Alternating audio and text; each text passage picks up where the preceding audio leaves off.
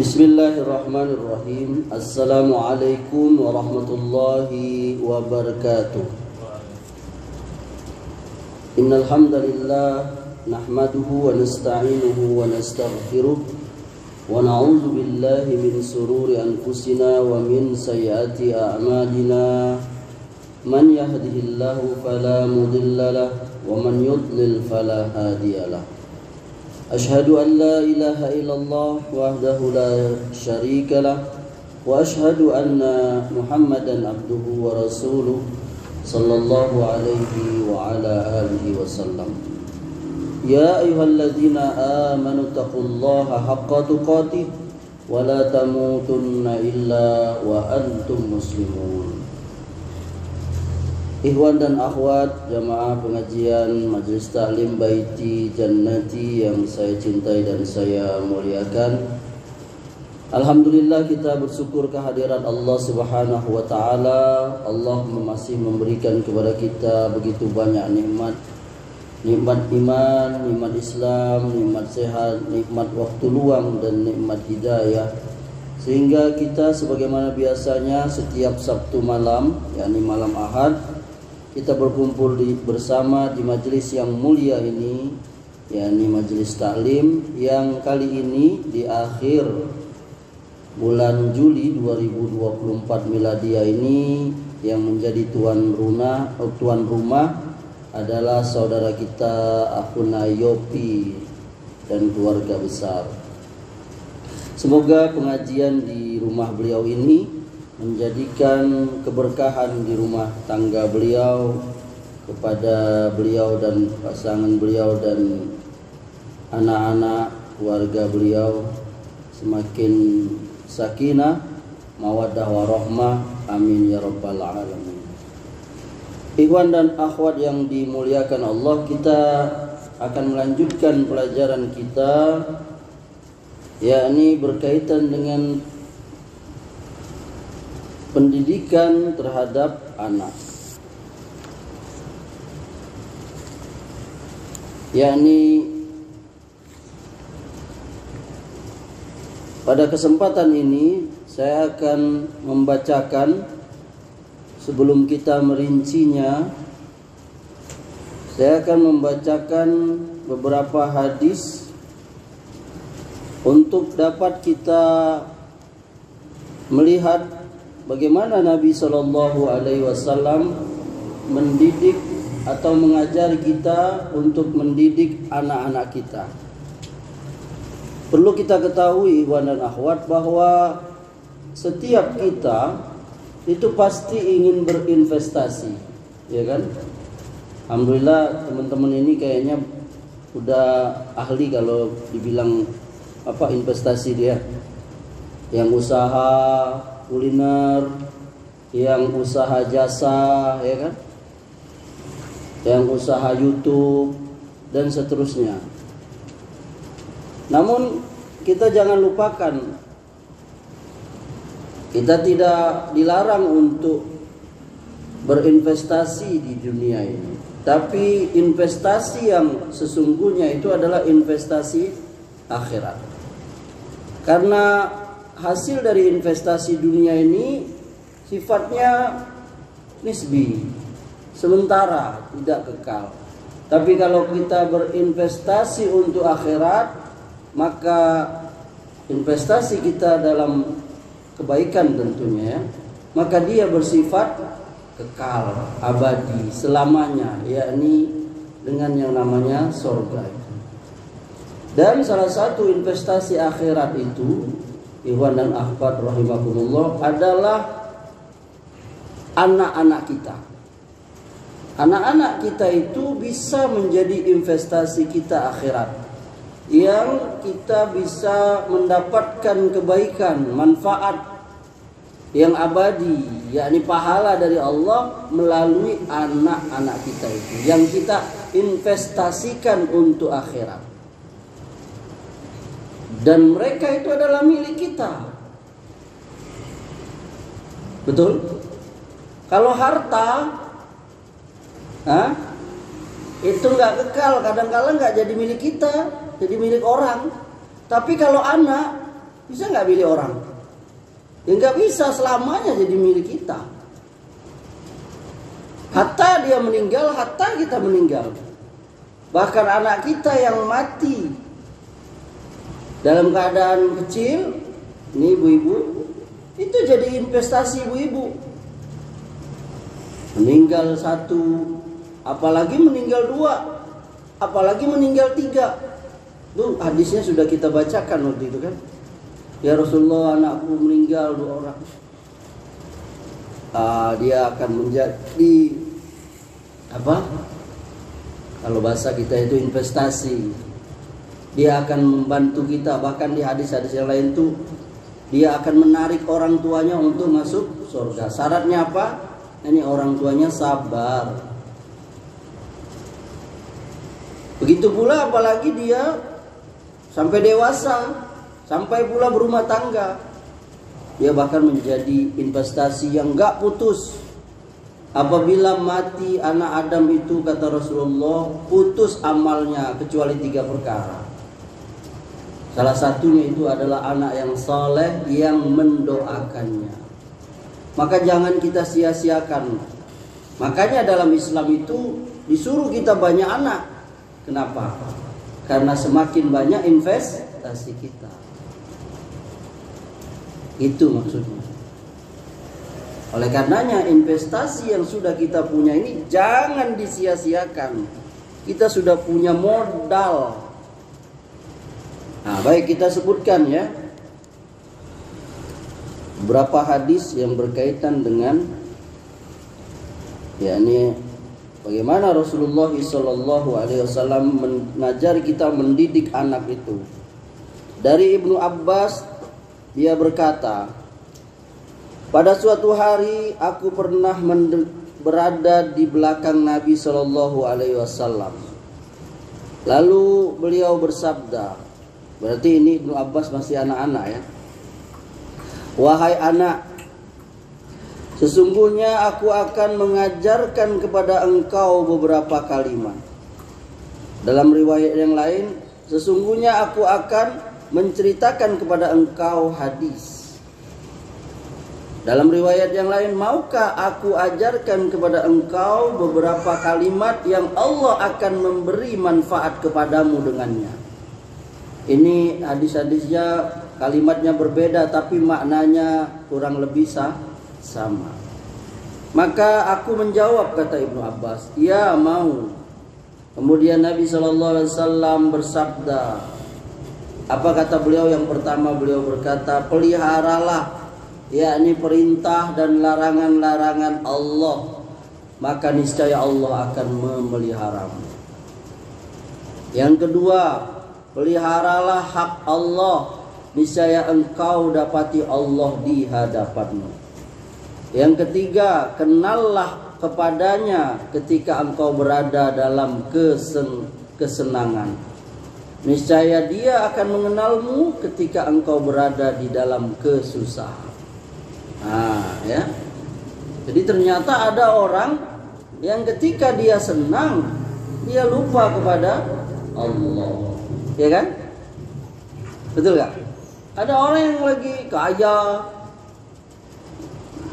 tinggi kedudukan, sehat, dia lupa kepada Allah, gak kenal. Begitu dia susah, siap saja. Yang keempat, dan apabila engkau meminta, maka mintalah kepada Allah. Dan apabila engkau memohon pertolongan, maka mohonlah pertolongan kepada Allah. Yang kelima, dan ketahuilah, sesungguhnya umat itu kalau mereka berkumpul untuk memberikan satu manfaat kepadamu, niscaya mereka tidak bisa memberikan manfaat sedikit pun juga kepadamu, kecuali manfaat yang Allah telah tentukan untukmu. Dan jika mereka berkumpul untuk memberikan sesuatu bahaya kepadamu, mudarat, niscaya mereka tidak bisa sedikit pun juga membahayakanmu, kecuali memang bahaya ya yang Allah sudah tentukan atasmu. Karena telah diangkat pena dan telah kering lembaran-lembaran, yakni telah selesai ketentuan-ketentuan bagi hamba. Ini Rasulullah ingin mengajarkan kepada kita bahwa semuanya itu telah berjalan di dalam bingkai takdir Allah. Jadi kita tidak perlu kecewa atas apa yang luput dari kita, dan kita tidak perlu bangga senang apa yang sudah kita dapati. Semuanya itu kembali kepada takdir Allah, qada dan qadar Allah. Jadi nggak perlu kita, ini sudah ditakdirkan oleh Allah, dan semuanya alam ini beredar atas itu semua. Kenapa Anda jadi guru sombong? Ya kan, Anda jadi guru itu karena ada orang yang mau belajar, murid. Orang alim, kenapa dia jadi alim? Karena ada orang yang awam. Coba kalau orang alim semuanya, begitu pula orang dokter mau sombong dia, orang sehat semua gimana? Masih ada kerjaan dokter? Bangkrut baca. Rumah sakit bangkrut, apotik bangkrut. Orang sudah sehat semua, maka nggak bisa kita sombong. Karena semua Allah sudah takdirkan saling membutuhkan. Yang keenam, dan ketahuilah sesungguhnya bersabar atas apa-apa yang tidak engkau sukai, itu terdapat kebaikan yang banyak sekali. Jadi memang dalam hidup itu kadang banyak ada hal-hal yang tidak kita sukai, tapi ternyata ada hikmah itu. Antum ingatkan kisah siapa? Nabi Khidir dan Nabi Musa. Di mata Musa itu apa yang dilakukan Khidir itu apa? Buruk. Apa? Nggak ada baiknya di mata Musa, karena Musa nggak punya ilmunya. Ketika Khidir membolongi kapal, ketika Khidir membunuh anak kecil, ketika Khidir membangun rumah yang buruk, yang jelek, padahal kampung itu nggak menolong. Musa berkata, kau apa ini? Tapi ternyata di baik yang disangka oleh Musa itu buruk, ternyata rahasianya besar. Yakni Khidir membolongi kapal itu karena Khidir dikasih tahu oleh Allah bahwa kapal itu di depan mereka ada perompak yang akan mengambil kapal. Dengan kapal itu bolong, mereka nggak jadi. Anak yang dia bunuh itu Allah memberitahukan bahwa anak itu akan durhaka kepada orang tuanya. Maka Khidir membunuhnya, dan nanti Allah akan ganti anak yang saleh. Begitu pula rumah yang dia bangun, yang sudah mau roboh itu, di mata Musa, ngapain kau bangun-bangun? Orang situ nggak bantu kita. Tapi kata Khidir, Allah memberitahu pada Khidir bahwa di bawah rumah itu ada harta milik anak yatim yang nanti dia besar akan ditemukan. Lihat. Jadi di mata kita jangan lihat sesuatu yang buruk di itu. Wa asa an taqra'u syai'an wa huwa khairul lakum wa asa an tuhibbu wa huwa syarrul lakum wallahu a'lamu wa antum la ta'lamun, kata Allah di surah Al-Baqarah ayat 216 itu kalau nggak salah. Boleh jadi apa yang kamu anggap baik, itu belum tentu baik untuk kamu, boleh jadi itu buruk. Dan apa yang kamu anggap buruk, boleh jadi itu amat baik bagimu.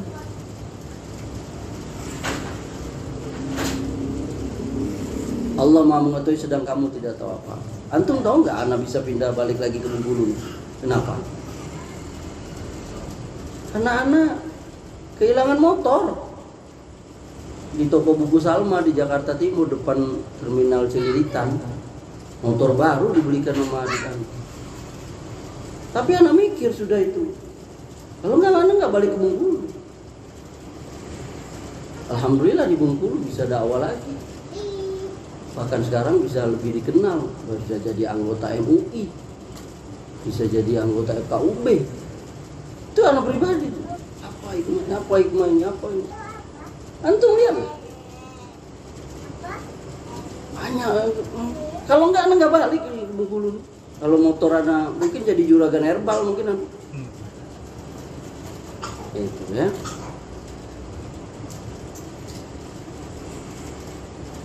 Kemudian yang keberapa? Yang ketujuh ya. Kata Rasulullah, dan sesungguhnya pertolongan itu bersama kesabaran. Jadi kalau kita sabar pasti pertolongan Allah pasti datang. Innallaha ma'as sabirin. Allah bersama orang yang sabar. Tidaklah yang didapat oleh orang-orang yang sabar itu melainkan kebaikan, dan tidaklah keburukan akan diperoleh orang-orang yang tidak sabaran. Istijal, sabar, dan sudah menjadi sunnatullah, perlu sabar kita. Kita terkaget-kaget waktu itu ada anak bayi mati gara-gara emaknya ngasih makan nasi ya Pak. Padahal dia baru umur berapa hari, seminggu apa. Dia mati anak. Kenapa? Karena anak kecil itu dia baru bisa dikasih apa? ASI dulu. Ada prosesnya enggak ya kan? Langsung dia. Nah, itu perlu sabar. Orang tua ngasih ASI atau susu formula lah atau apa.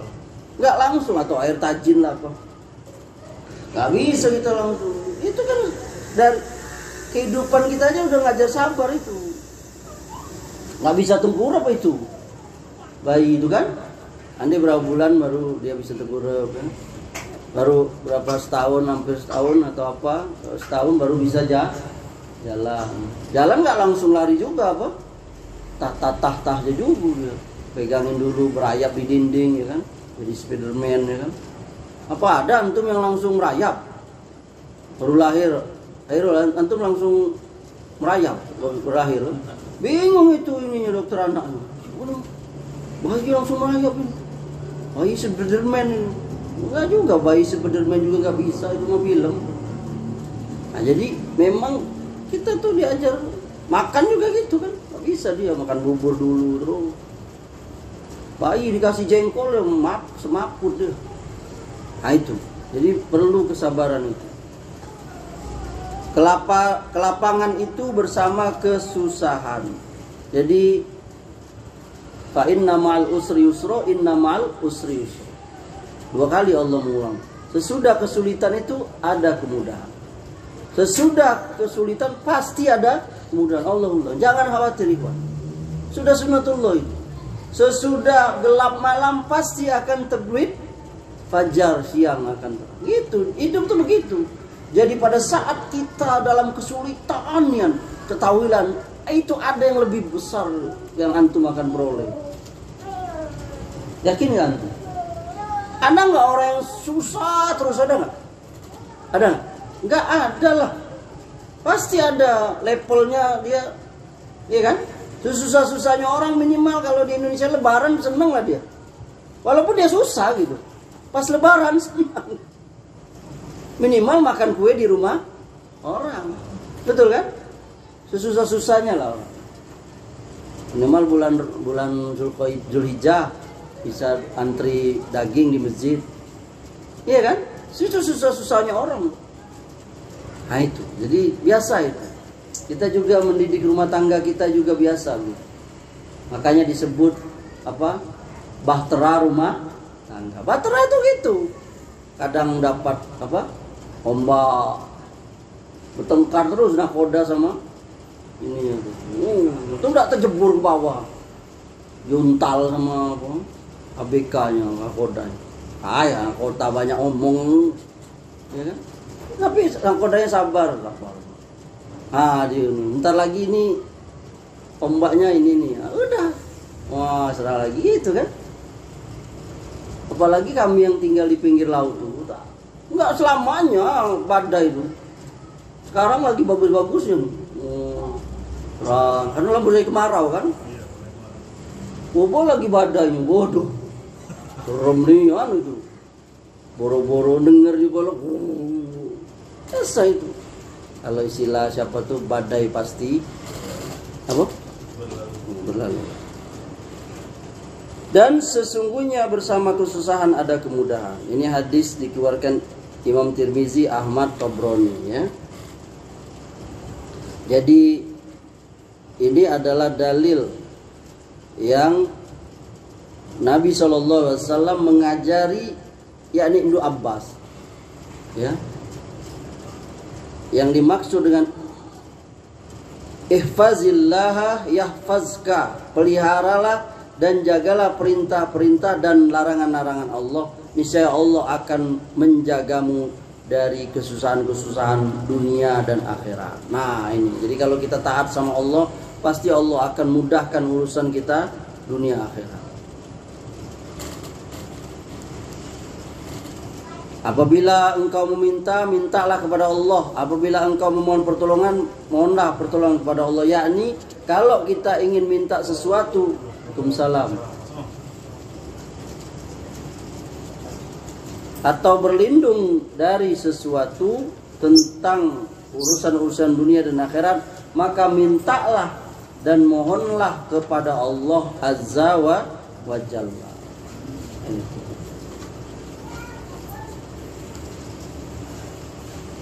Di antara fikih hadis yang kita baca ini, ikhwan dan akhwat rahimakumullah, yang pertama, catat, bagi yang catat, kewajiban mendidik anak-anak tentang urusan agama mereka sesuai dengan apa-apa yang telah disyariatkan oleh Allah kepada manusia dengan melalui lisan Nabi Shallallahu Alaihi Wasallam.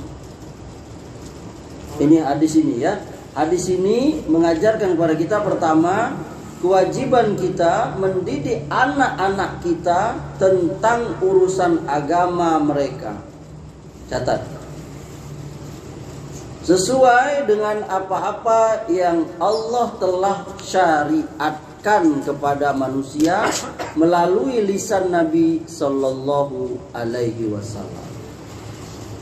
Sudah? Nah, kewajiban ini terletak kepada kita ini yang ada di ruangan ini. Siapa? Bapak atau suami.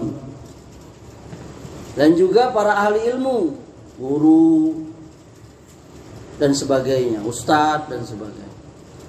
Ini ayat yang kita kenal itu. Ya ayyuhallazina amanu qu anfusakum wa ahlikum nar. Antum hafal-hafal nih Iwan. Ya ayyuhallazina amanu qu anfusakum wa ahlikum nar. Wahai orang yang beriman, peliharalah dirimu dan keluargamu dari api neraka yang bahan bakarnya itu dari manusia dan batu. Ini ayat kepada kita, para suami, para ayah. Kita yang disuruh memelihara keluarga kita dari apa? Dari api neraka, bayangkan. Allah juga berfirman, itu di surat Tahrim ayat 6 ya. Kemudian Allah berfirman di surat Toha ayat 132. Wa'mur ahlaka bis-sholah wastabir 'alaiha. Kata Allah, perintahkanlah keluargamu untuk mendirikan sholat dan bersabarlah kamu dalam melaksanakan perintah itu. Nah, ini perintah nih kepada kita. Antum diminta tanggung jawab oleh Allah nanti. Ya, ini suruh keluarga kita tuh sholat. Ini surat Toha ayat 132. Ya, ini kata Imam Ibnu Katsir ketika beliau menafsirkan ayat ini, ikhwan, yakni selamatkanlah mereka, yakni keluarga kita itu, istri kita, anak kita, cucu kita, dari azab Allah. Dengan apa? Dengan suruh dia mendirikan sholat. Tapi apa? Kita disuruh bersabar, karena dalam menyuruh itu pasti akan ada apa? Ujian dari istri, dari anak, dari keluarga kita. Mesti bersabar. Ya. Yang kedua, pelajaran dari hadis tadi, anak-anak selalu menyertai orang-orang dewasa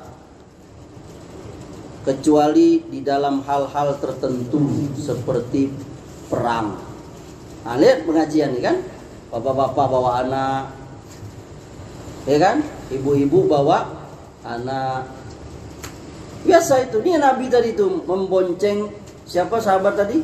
Ibnu Abbas tadi. Kebiasaan tuh. Manusia gitu pasti. Anak-anak tuh selalu menyertai kita, berada di sekitar kita. Lucu juga kalau ada orang yang nggak suka sama anak-anak. Bagaimana hatinya? Batu.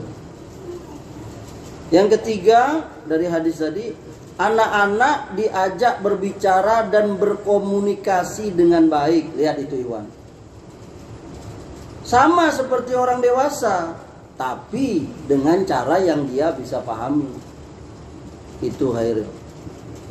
Jadi anak itu diajak ngomong, jangan didiemin anak itu. Ajak ngomong dia, bagaimana kabarnya? Tadi anak siapa tadi itu yang anak sini ya? Irfan, yang anak aja tanya tadi. Itu kita komunikasi anak tuh, jangan diem. Jadi orang tua bengis. Jangan usah dekat-dekat. Apa jadi bapak kayak gitu tuh? Dekat-dekat sini, anak yang jadi kecut hatinya. Serem sama bapak, tak suka dengan bapak, benci sama bapak ini.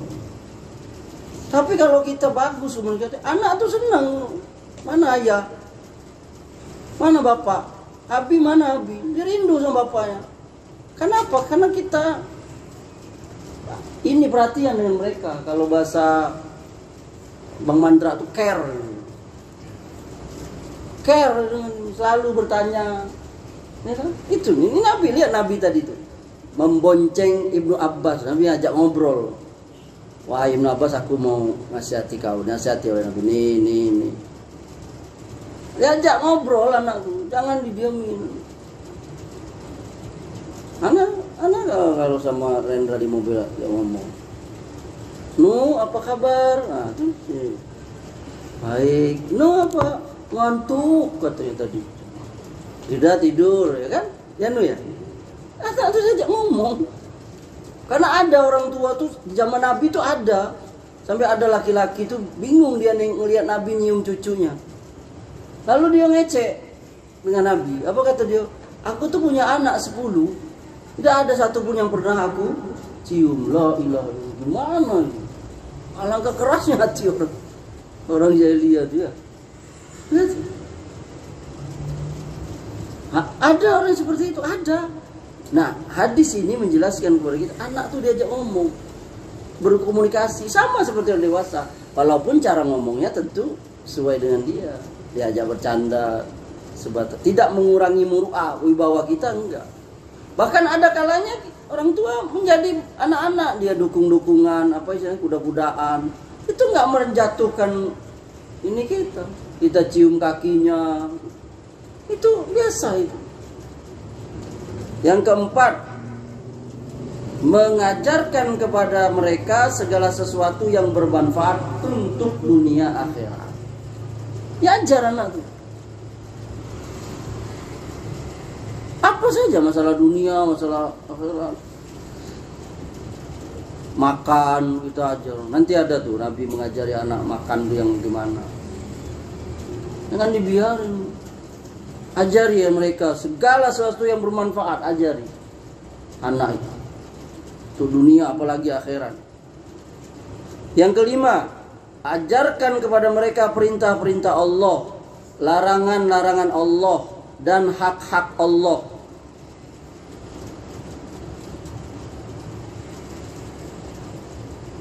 Supaya mereka pelihara dan jaga, walaupun mereka belum terkena kewajiban.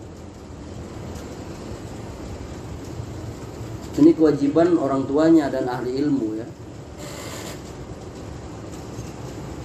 Yang keenam, dari hadis yang mulia ini yang kita baca panjang tadi, kita pun mengetahui bahwa kepada anak-anak diajarkan tentang halal dan haram, perintah dan larangan, dan seterusnya. Jadi anak tuh dilarang, mana yang halal, mana yang haram. Diajar anak tuh dari kecil ini, benar. Kalau antum ingin mengajak anak antum dermawan, baik sama orang dari kecil. Kalau misalnya dia mau main sama temennya, antum beli, ada permen, ada temennya 5 orang, antum beli permennya 6, 1 untuk anak antum, 5-nya suruh dia, kasihan. Itu bapak ibu yang baik, ajari dia dermawan.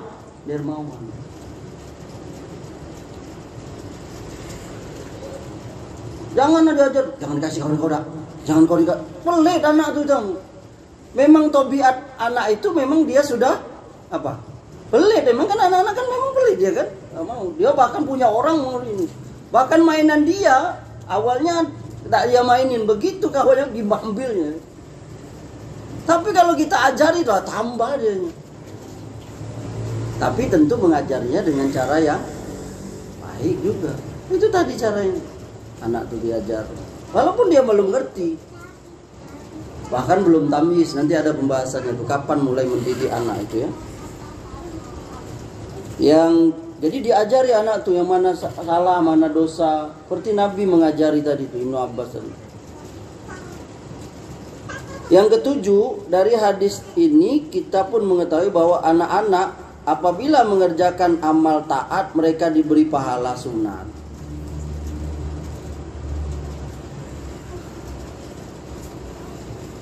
Yang kedelapan, kepada mereka diajarkan tentang tauhid dan akidah yang benar. Lihat Nabi ngajarin Ibnu Abbas tadi itu. Apa itu? Tauhid ubudiyah. Apa kata Nabi, wahai Ibnu Abbas, gulam, wahai anak, kalau kau minta apa? Minta kepada siapa? Minta kepada Allah. Kalau minta pertolongan kepada Allah. Jadi kita bisa ngajar anak kita dari sekarang. Anak kita minta belikan sepeda, suruh dia berdoa. Kau berdoa sama Allah. Walaupun nanti kita yang belikan itu apa?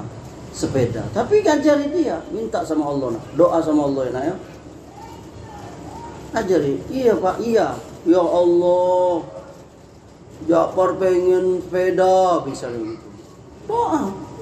Ajari anak kita tuh enggak malu. Sampai kata Nabi, mintalah kamu kepada Allah hatta yakni sekalipun soal tali sendal kau yang putus. Apalah tali sendal putus? Tapi suruh minta sama Allah. Maksudnya itu kalau soal hal yang remeh-temeh, sepele, yakni soal sendal putus aja minta sama Allah, apatah lagi yang lebih besar dari itu. Ini tauhid, ini akidah. Ini tauhid ubudiyah, rububiyah ya. Yang kesembilan, ajari kepada mereka juga kesabaran dalam menghadapi segala sesuatu. Tadi sudah diajar ya kan, bahwa pertolongan Allah itu dekat ya kan. Jadi anak kita diajar sabar, misalnya ujian, kita sabar dah. Anak tuh kalau ngantar anak-anak sekolah, siapa aja dari sejak sore selalu habis cium tangan turun dari motor, jangan nakal ya nak ya, sabar, jangan ini jahil sama temen. Setiap hari ya ngomong, mau bosan aja ya kan. Kenapa? Anak itu tergantung lisan kita, ikhwan. Kalau kita doain baik, insya Allah dibaik. Tapi kalau antum maki anak itu, antum caci maki, doain buruk, aduh ngeri kita. Yang terakhir, yang ke-10, ajarkan yakni tadi itu, yakni tentang kesusahan dan kesulitan yang dia pasti akan diiringi dengan yang namanya kemudahan dan kelapangan.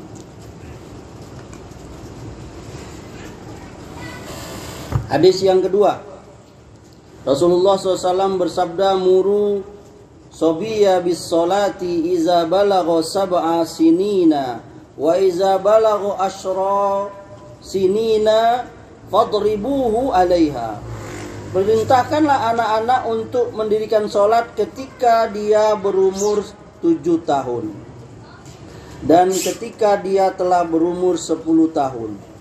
Maka pukullah dia kalau dia meninggalkan sholat. Ya, perintahkanlah anak-anak untuk mendirikan sholat ketika dia berumur 7 tahun dan ketika dia telah berumur 10 tahun. maka pukullah dia kalau dia meninggalkan sholat. Ini hadis riwayat Abu Dawud dan lain-lainnya. Hadis yang kedua, perihalalah anak-anakmu, perintahkanlah anak-anakmu mendirikan sholat ketika mereka berumur 7 tahun. Dan pukullah mereka kalau meninggalkan sholat ketika mereka berumur 10 tahun. Dan pisahkanlah di antara mereka tempat-tempat tidur mereka. Dua hadis ini ada keterangan hukum ya. Yang pertama, wajib bagi para bapak dan wali memerintahkan anak-anak mereka ya untuk menegakkan sholat ketika mereka berumur 7 tahun. Perhatikan ikhwan. Ya. Jadi bapak disuruh diperintahkan anak itu sholat ketika dia umur 7 tahun. Wajib ini, kita nih bapak ini. Langsung ajar anak itu, ketika dia umur 7 tahun, perintahkan dia sholat.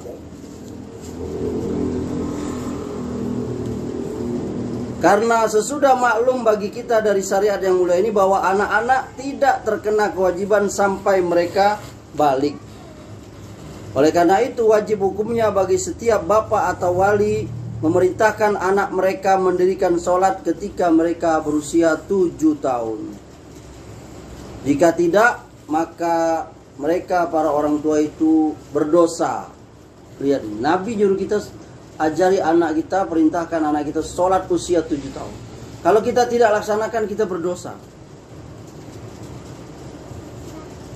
Apabila mereka meninggalkan sholat dengan sengaja ketika mereka telah berumur 7 tahun ke atas, baik itu setelah diperintah atau tidak diperintah oleh orang tua mereka, mereka belum berdosa, tidak berdosa. Sebaliknya, kalau mereka mengamalkan sholat atau amal-amal yang lain, ya, mereka dapat pahala. Demikian juga kita orang tuanya, yakni dapat pahala. Ganjaran yang besar.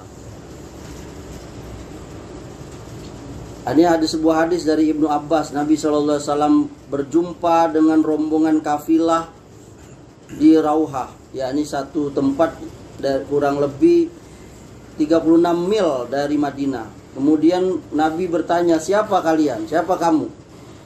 Mereka jawab, kami al-muslimun, kami orang Islam. Lalu mereka pun bertanya, siapa engkau? Beliau SAW menjawab, aku Rasulullah. Maka seorang perempuan dari mereka mengangkat anaknya kepada beliau, yakni supaya Rasulullah melihat anak itu. Lalu perempuan itu bertanya, apa sahda anak hajinya anak ini ya Rasulullah? Maka beliau jawab, ya, dan untukmu pahalanya. Jadi kalau antum nyuruh anak antum apa? Ibadah, antum dapat pahala. Ini hadis riwayat Muslim ya. Imam Al-Qori di kitabnya Mirqatul Mafahis Syarah Miskatul Masbah jilid 3 halaman 169 menjelaskan tentang yang dimaksud dengan ganjaran di atas, yaitu ganjaran pahala sababiyah, yakni menjadi sebab, yakni karena mengajarkannya apabila anak itu telah usia 7 tahun. Dan ganjaran niabah sebagai pengganti di dalam ihram, melempar jumroh, wukuf, dan membawanya di waktu tawaf sa'i jika anak itu belum tamyiz ya. Kemudian ada beberapa catatan yang perlu kita catat dari hadis ini. Yang pertama, yang dimaksud sholat, ngajari anak sholat di sini maksudnya sholat fardu. Gimana? Sholat 5 waktu. Kalau sholat sunnah maka nggak boleh kita perintahkan. Ya. Tapi kalau mereka mengerjakannya apa? Karena diajar atau ngikut atau nengok, seperti Ibnu Abbas nengok Nabi SAW sholat malam tanpa diperintah oleh Nabi, dia ikut, maka itu boleh. Yang kedua, perintah yang dimaksud hadis ini ialah perintah mendirikan sholat 5 waktu dalam sehari semalam terus menerus, yakni mendawamkan, yakni jangan maghrib aja, subuh juga, zuhur juga, asar juga. Satu aja nggak boleh kita tinggal, suruh dia sholat subuh, zuhur, asar, maghrib, isya, terus sebagai walinya, sebagai bapaknya kita, sebagai emaknya gitu. Jangan kita anggap remeh muda-muda, jangan. Kasihan. Kasihan dia masih ngantuk, jangan. Makanya disuruh tidur dari awal malam. Anak tuh jangan suruh begadang, jangan biarin main HP. Salah kita. Dia tidur jam 3 subuh, ini wajar lah, susah bangunin dia. Habis sisa suruh lah dia tidur. Ya. Jadi jangan anggap remeh ini, Iwan, ya. Yang ketiga, sebelum usia anak 7 tahun, tidak wajib kita orang tua perintahkan mereka sholat. Tapi kalau mereka melakukannya, ya tidak apa-apa. Tapi kita sebagai orang tua, sebelum usia 7 tahun tidak ada kewajiban memerintahkan anak sholat.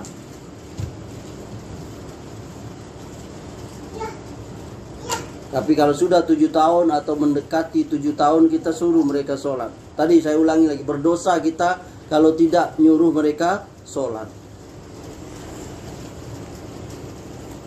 Yang keempat, ketika seseorang telah berumur 7 tahun, maka tidak boleh dia meninggalkan sholat sepanjang hayatnya, kecuali ada uzur, ya, dari agama. Apa uzurnya, Iwan? Misalnya? Iya, betul. Majnun. Lalu ada pertanyaan, bagaimana ibadah-ibadah yang lain? Apa juga diperintahkan seperti sholat? Ada kiasnya nggak dengan ibadah yang lain? Kapan anak itu diajari oleh kita? Atau kita perintahkan, atau kita anjurkan, atau suruh kita gemari mereka itu? Jawabnya itu ada beberapa jawaban. Ini perlu kita ketahui, ya. Kapan waktunya kita mendidik anak itu? Ini mendidik bahasa Indonesia, ya, bukan mendidik bahasa Bengkulu. Agak antum salah, bro. Kata Ustaz tadi, marilah kita mendidik lah. Didik nih engkau nih. Ini bukan. Ini orang tua nggak benar ini. Anaknya dididiknya Bengkulu, ya. Yang pertama,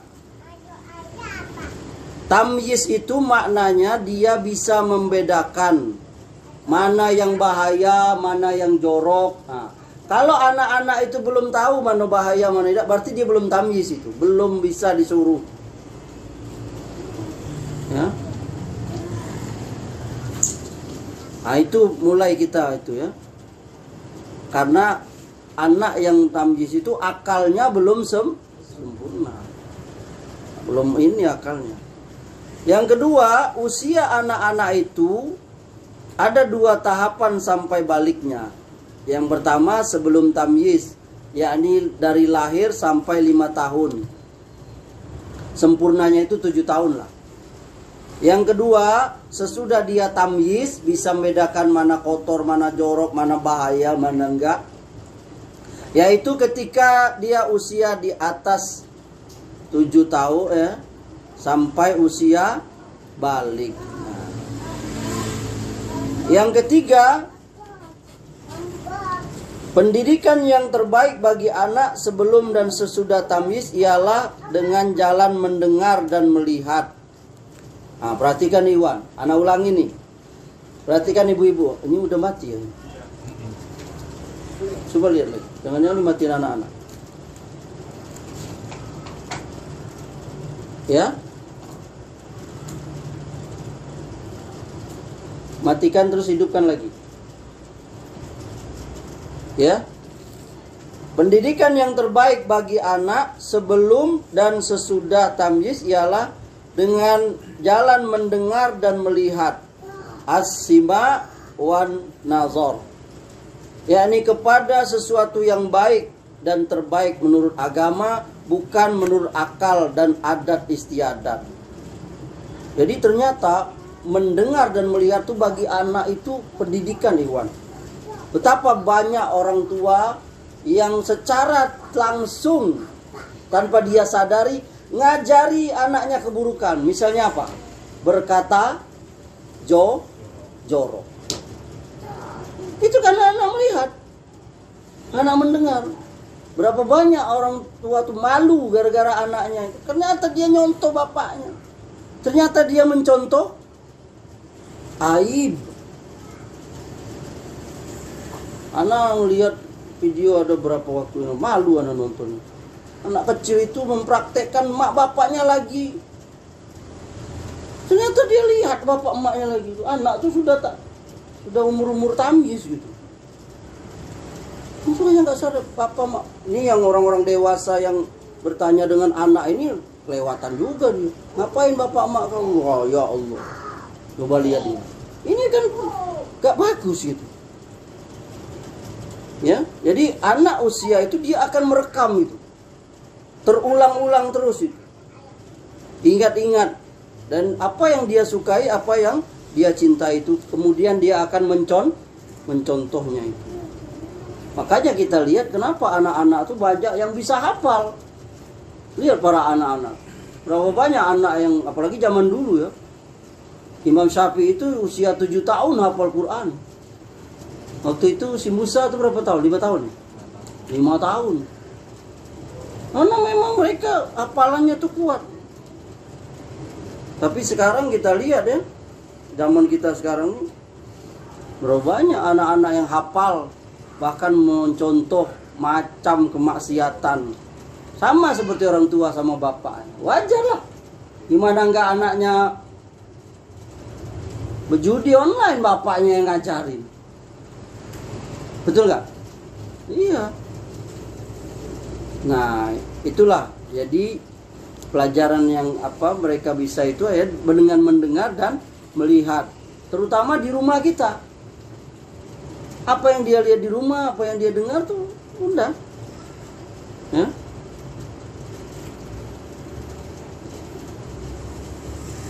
Jadi ada hikmah. Kenapa anak-anak kecil di zaman Nabi SAW mereka hadir di majelis Nabi. Mereka hadir di majelis ilmu, sholat jamaah, sholat id, sholat jenazah, menaikkan haji, puasa. Kan banyak tuh kita baca hadis kan ada anak-anak ya kan. Nah itu tadi itu dalam rangka mendidik mereka itu. Sekarang ada anak kecil lihat orang tuanya lagi ngadu ayam, wajar lah. Anak kecil apa? Wajar orang bapaknya rokok. Terus bapaknya naruh apa? Rokok di mana? Di atas meja. Bapaknya pergi, ya udah. Coba dulu lah ya kan. Dia melihat itu. Nah, adapun yang kelima ya, yang keempat, pendidikan ilmiah anak-anak dapat dimulai sebelum tamyiz. Nah, berarti apa? Belajar baca Quran, belajar nulis, menghafal, dan seterusnya. Belajar bahasa Arab, belajar bahasa Inggris, itu dari tamyiz. Kemudian yang kelima, adapun perintah mengerjakan ibadah sebagai suatu keurusan ketika mereka berumur 7 tahun tidak ada kecuali sholat fardu. Ini kayaknya nggak bisa dikiaskan ke masalah yang lain. Walaupun mereka kalau melaksanakannya seperti puasa atau apa, itu kita jangan dilarang. Jadi nggak boleh orang tua anaknya belum usia 7 tahun dipaksanya sholat, apalagi dipaksa puasa, itu sudah menyalahi syariat. Bahkan akan bisa menimbulkan apa? Keburukan bagi sang anak. Walaupun niat orang tua itu baik, nggak boleh. Ya. Kemudian hukum yang kedua, wajib hukumnya bagi para bapak dan wali mukul anak mereka yang meninggalkan sholat fardu ketika berumur 10 tahun. Wajib loh. Tapi ingat, pukulannya itu yang bisa mereka terima, yakni anak itu bisa nerimanya, yakni ringan pukulan itu dengan kemampuan mereka sebagai anak-anak. Tidak membekas. Antum mukul anak kayak sipir mukul apa? Tahanan. Mana? Kayak preman nunjuk apa? Yang ketiga, pukulnya bukan di muka, ditonjoknya anaknya, nggak benar itu. Jadi ini semua menunjukkan anak yang di bawah umur 10 tahun kalau meninggalkan sholat tidak boleh dipukul. Ingat itu. Kalau anak yang berumur 10 tahun wajib dipukul karena ada perintahnya dari Nabi. Apalagi kalau sudah akil balik. Bahkan kalau menurut syariat Islam, ya Nabi bicara syariat Islam ya, yang nggak sholat tuh dibunuh bahkan. Iya, yang nggak sholat secara umum, tapi yang melaksanakannya siapa? Bukan kita, yakni ulil amri, oleh pemerintah yang menegakkan syariat Islam. Yang ketiga, wajib hukumnya, tadi hadis yang keberapa tuh? Yang ketiga ya. Wajib hukumnya memisahkan tempat tidur anak-anak kita. Wajib. Kalau dia anak laki-laki, anak laki perempuan, pisahkan. Sesama anak laki-laki juga pisah, sesama anak perempuan juga pisah juga. Ya ini jangan sampai dia walaupun kalau bisa beda ruangan. Berarti orang tuanya harus punya rumah yang ini. Makin banyak ini, makin banyak kamar. Itu lebih bagus. Kalau minimal satu kamar, jangan satu tempat tidurnya. Apalagi satu selimut. Berapa banyak anak-anak yang rusak fitrahnya gara-gara tidur satu selimut dengan temennya. Banyak loh, sudah ada penelitian. Ini sebagian terjadi homoseksual itu karena dia tidur dengan apa? Satu selimut dengan anak. Ini bahayanya itu. Jadi Nabi SAW dari kecil sudah ya, pisah itu.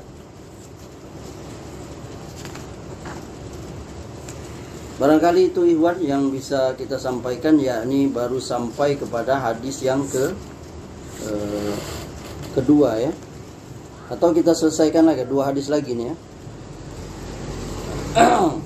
Hadis yang ketiga dari Umar bin Abi Salamah, dia berkata, dahulu aku adalah anak-anak yang berada dalam pengawasan dan tarbiyah Rasulullah SAW. Dan tanganku kalau makan itu selalu berputar-putar di piring besar. Ya, maka Rasulullah SAW bersabda kepadaku, wahai anak, sebutlah nama Allah. Dalam riwayat lain Nabi bilang Bismillah ya. Ucapkan Bismillah. Dan makanlah dengan tangan kananmu. Dan makanlah apa yang di dekatmu. Ini dari Umar bin Abi Salamah ketika dia masih anak-anak.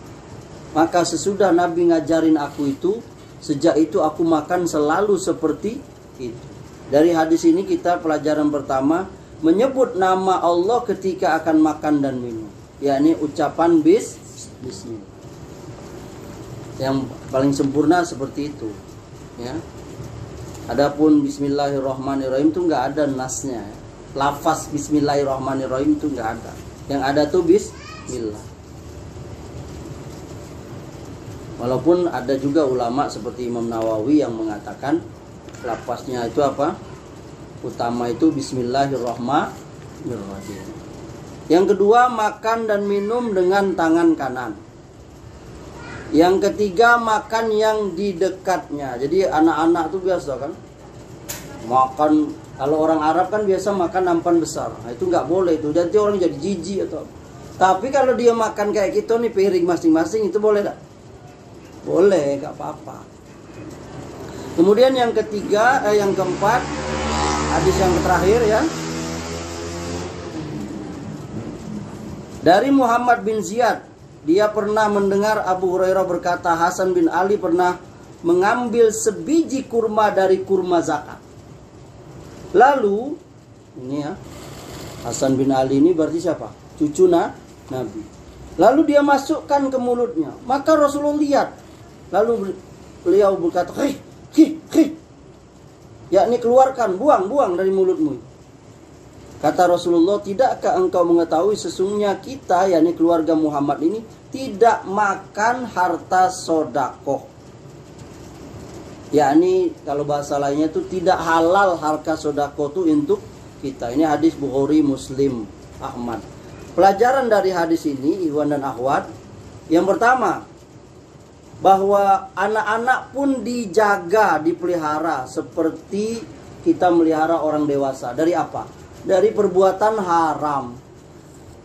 Biarpun anak-anak, jangan biarkan dia. Antum lihat anak-anak nyolong buah-buahan tetangga, ambillah. Berdosa gak itu? Berdosa. Kan dia masih anak-anak. Iya, antum yang ngajarin. Antum jangan, gak boleh. Kalau mau minta dulu. Yang kedua, demikian juga mereka dicegah dari mengambil sesuatu yang haram. Yang ketiga, mereka dilarang memakan yang haram. Kalau istilah kami waktu nyantri dulu, 3 in 1. Makan 3, ngecek 1.